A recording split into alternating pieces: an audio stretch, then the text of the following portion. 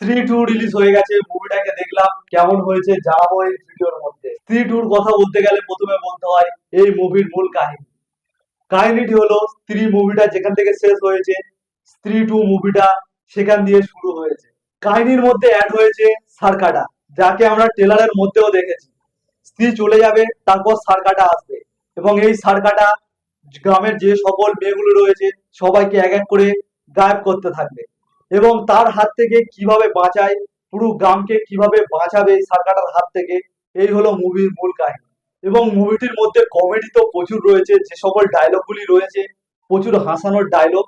এবং এর মধ্যে পঙ্কজ ত্রিপাঠী, তাকে যেই জন্য এই মুভিতে রাখা হয়েছে হাসানোর জন্য, সেই কাজটা সে ঠিকঠাক ভাবে পুরোপুরি করেছে।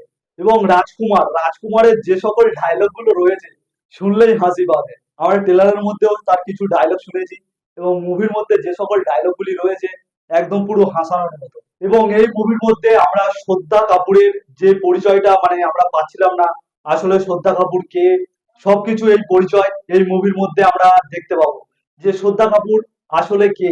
এবারে আপনাদের মাথায় নিশ্চয়ই একটা প্রশ্ন আসছে যে অক্ষয় কুমার মুভির মধ্যে আছে কিনা।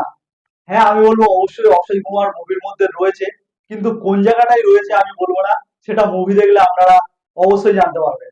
এবং দুটো ক্যারেক্টার, বরুণ এবং তামান্না, হ্যাঁ এরা দুজনও মুভির মধ্যে রয়েছে, এবং তাদেরও একটা ইম্পর্টেন্ট পার্ট রয়েছে। সত্যি মুভিটা যেরকম করেছে একটি অসাধারণ মুভি, এবং ফ্যামিলি এবং ফ্রেন্ডলি মুভি, সবার সঙ্গে আপনি এই মুভিটা দেখতে পারবেন। এবং এই মুভির রেটিং হিসাবে আমি 10-এর মধ্যে দেবো 8.5।